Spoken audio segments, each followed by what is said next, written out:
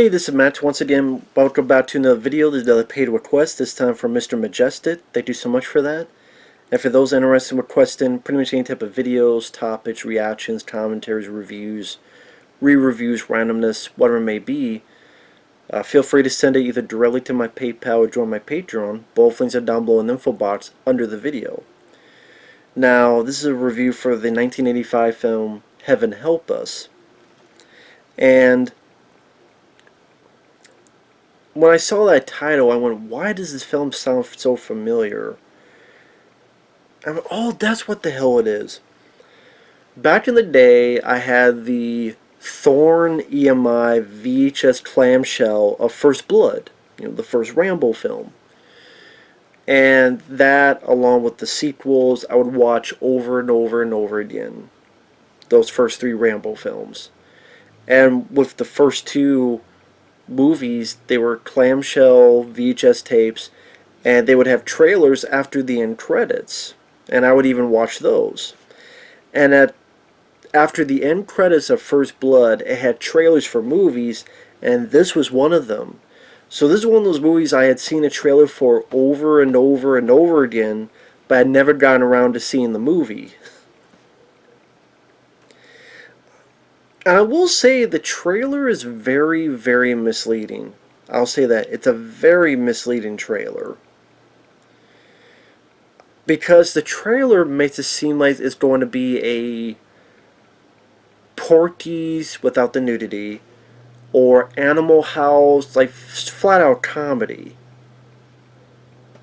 Again, if you watch that trailer to Heaven Help Us, at least the one that was on that VHS, it does make it seem like just a flat-out comedy. Again, kind of like a, well, Up the Creek. I'm up the creek. It does seem much more of that. It does not showcase this as a coming-of-age tale that's got a bit of humor, but also a bit of drama, serious moments, love story. So this was not marketed in the correct way. And I will say I was a bit disappointed because I was hoping for that. I like comedies in that vein of Animal House, Up the Creek, even Porky's. I was hoping it was more of that. So again, I was a bit bummed and disappointed after all these years. That's not what it was, and I was misled. Not by Mr. Majestic, but by the trailer. I'm like, oh man, I do kind of wish it was more that movie that the trailer made it seem like. But I thought this was still a pretty decent film. First off, it came out in 1985. James Horner did the music, but I gotta admit, I don't remember the music in this, and I just watched it a few days ago. I'm not saying it's bad music, but I can't remember the music to this. But James Horner, may rest in peace, who did music for Aliens, Star Trek 2, other stuff. Good composer. But the cast, you got Andrew McCarthy, who would be in Mannequin, Weekend at Bernie's. You got Kevin Dillon, who would be in the Blob remake in 1988, which is a personal favorite of mine. Love that film. He would later be on the TV show Entourage. Stephen Geoffreys, who is Evil Ed in the original Fright Night. Donald Sutherland, he was in the 70s Invasion of the Body Snatchers, among many other movies. John Heard, may he rest in peace, he was the dad in Home Alone 1 and 2. He was in this fun creature feature film called Chud. Wallace Shawn, he was the guy who said inconceivable in The Princess Bride. Patrick Dempsey in a very, very young early role. Yeardley Smith, who will later be the voice of Lisa Simpson from The Simpsons. She's in this. Of course, I remember him. Curtis, are you dead? Maximum Overdrive. Who else? Mary Stuart Masterson. Dana, I think Barron, the girl who was the daughter in the first National Lampoon's Vacation, she's in this. Oh, there's one more, but I'll get to him in a minute. Oh, also of the kids, there's a guy, I forget his name, but his character's name is Caesar. He's the nerdy guy with the glasses, but he's very articulate and a genius. I remember him because he was one of the bullies in Christine. I think he played the character Moochie in Christine, the John Carpenter film. He's in this. And the plot of the film is Andrew McCarthy's the new kid, and he's joined this Catholic school. And of the other kids he meets about 4 others. Kevin Dillon is a prick at first, but when Andrew McCarthy does a snitch, he becomes friendly with McCarthy's character. And I thought Kevin Dillon stole the show. He was a lot of fun in this. Yes, I know he's saying homophobic slurs, his character, but it takes place in 1965. I'm not saying it was right to say it. I'm saying there were people that were saying that back then. You can lie and change history all you want. That's what people said. I'm not saying it was right for them to say it, but that's what happened. And I still think Kevin Dillon, he had some pretty funny scenes in this movie. Gave a really good performance. So Andrew McCarthy meets him, and it's like a group of 5. Andrew McCarthy, Kevin Dillon, Stephen Geoffreys. He doesn't have a whole lot to do. He's a guy who just thinks about sex a lot. He doesn't have a lot of dialogue. It's just moments of he's either in the bathroom stall and you can get the idea what he's doing. He does that too much. There's a bit where he is helping with communion wafers to the girls, and they put on the ton, and he's like freaking out, and ultimately he passes out onto the ground. I mean, again, there's not a whole lot else to his character. Patrick Dempsey, even less so. Of the group, he's pretty much just in the background. I mean, I can't even remember any one strong scene he has in the movie.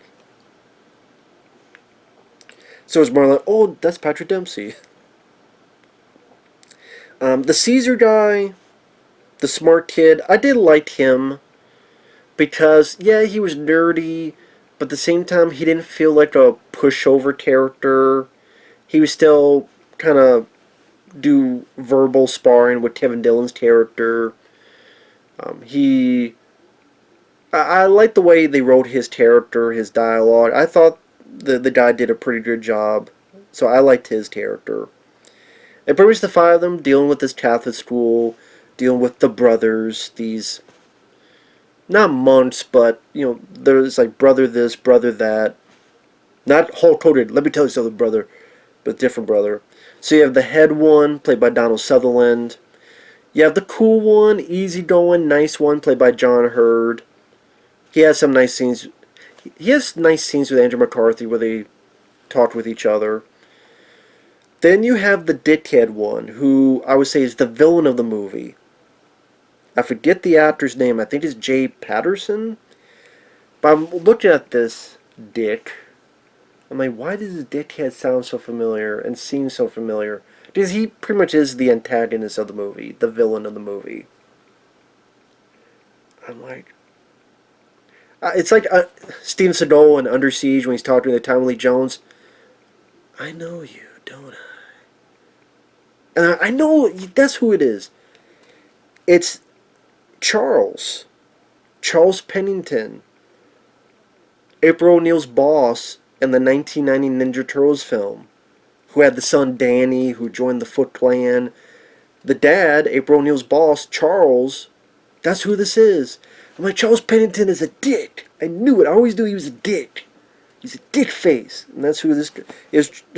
I know the actor's name is Jay, but I'm going to keep calling him Charles, because each time I see him, I think of Charles from Ninja Turtles, April O'Neil's boss. So, like, Charles is a dick. So, it's about the era of the 60s. It's a coming-of-age tale. You have Andrew McCarthy falling in love with this girl who runs a soda shop to help her dad. That's played by Mary Stuart Masterson. I wouldn't say I was the most interested in the love story, but I do think the actors did their jobs well. That's the thing. They did their jobs well, and I bought them falling in love with each other. those scenes were fine. It's just the scenes I was more interested in was with the five guys interacting with each other. John Heard, may he rest in peace, good underrated actor. He's much more than just the dad in Home Alone 1 and 2. He did a lot of other movies as well. I thought he did a really nice job here as the cool, decent brother. The soundtrack, I mean, definitely encapsulates that era. You got the Temptations, you have the song My Girl, you have a bit of Elvis in there.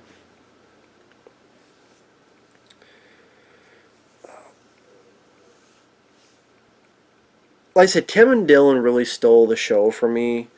I did. Number one, I love the guy, love him in the Blob remake. That's literally one of my favorite movies of all time, the 1988 Blob film. But also, in this, like, the other guys had to go into confession, and they wrote down what they're going to say. And Kevin Dillon's looking at each one. No, you don't want to do that. Because if you do that, then you have to do this, this, and this. No, change this and change that. And you stole 22 times? What the fuck are you, a goddamn Jesse James?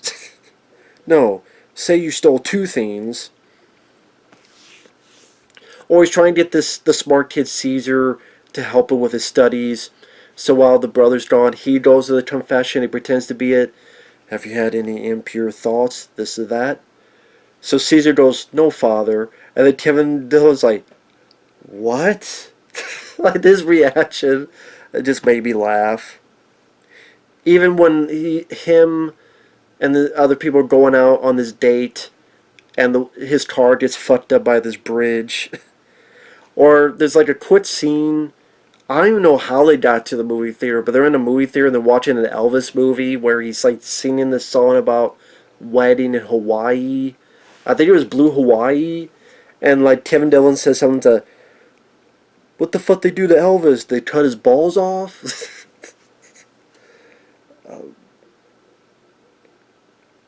Kevin Dillon was my favorite part of the movie. He was a lot of fun. He got a lot of laughs out of me.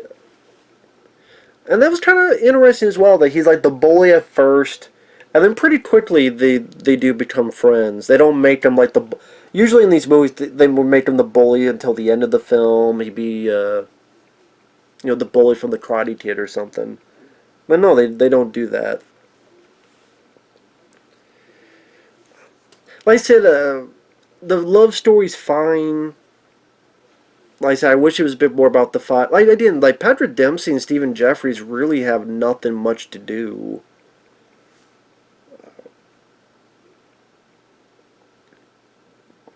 And like I said, there's a bit of drama because the Charles Pennington, he's a real dickhead. He'll take someone and hit their head against the wall or smack them in the face. And like you could tell, all the other kids hate this guy, rightly so.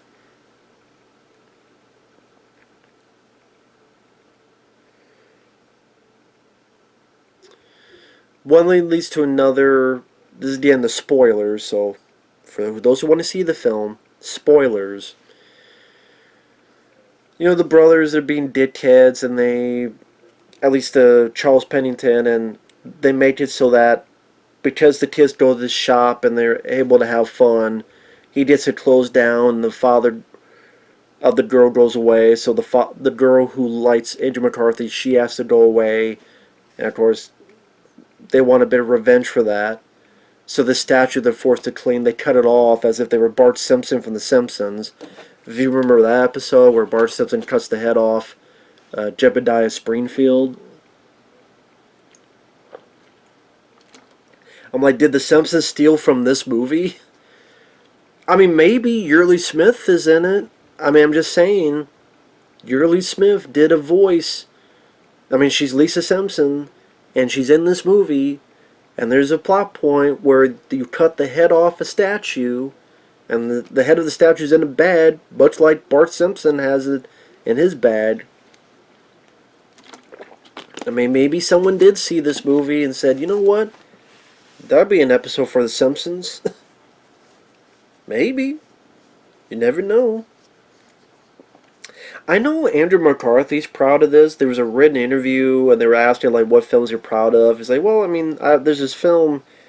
I don't know about 5 people saw it, but of that era, I think of this era, this is like the film he's the most proud of.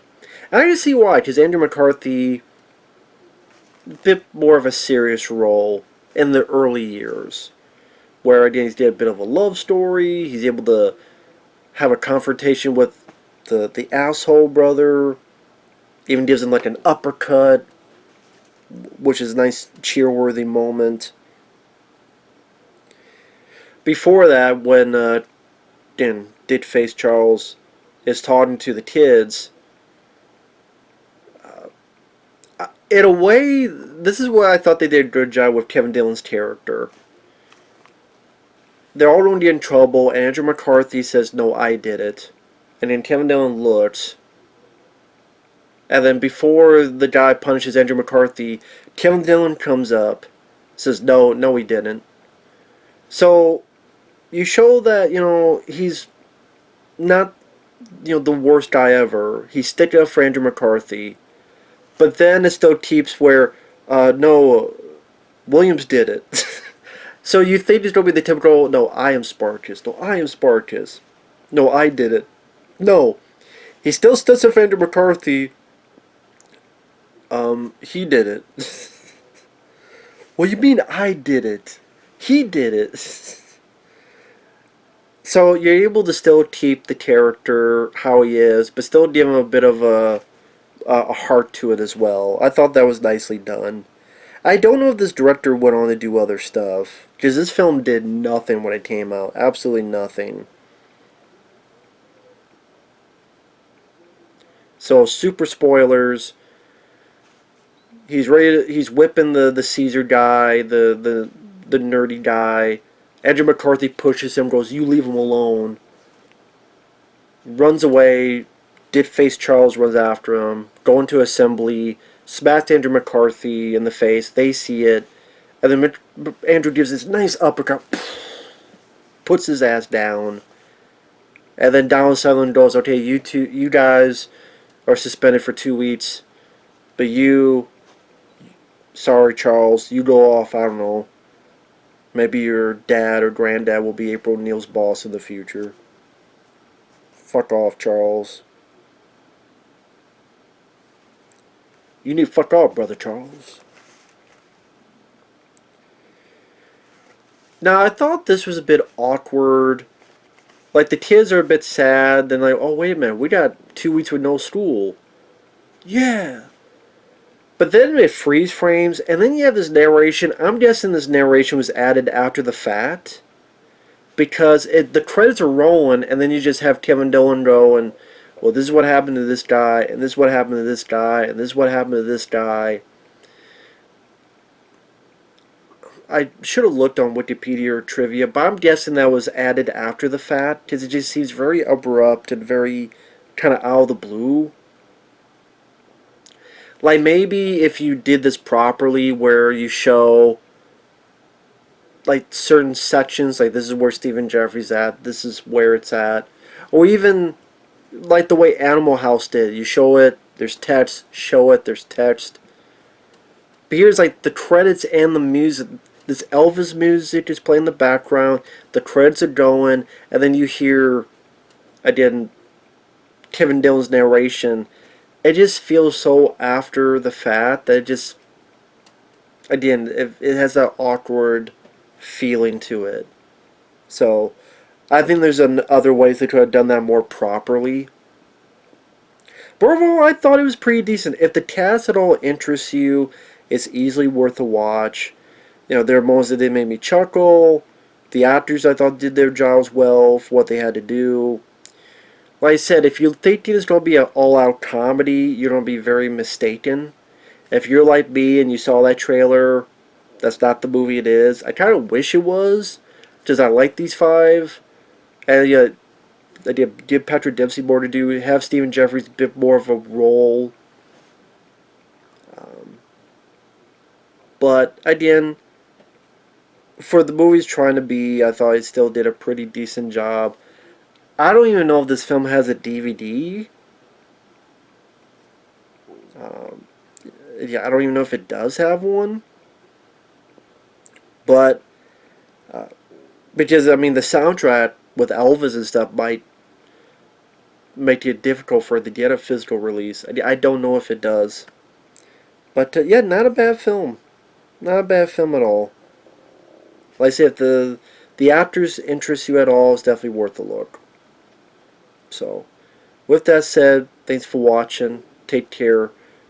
And it's nice to, after all these years, one of those trailers I saw as a kid over and over again is finally to take that off the bucket list, so to speak. So, thanks once again, Mr. Majestic, for the paid request and for doing that. And we'll see you guys later. Shut up, stomach. I gotta go eat. Later.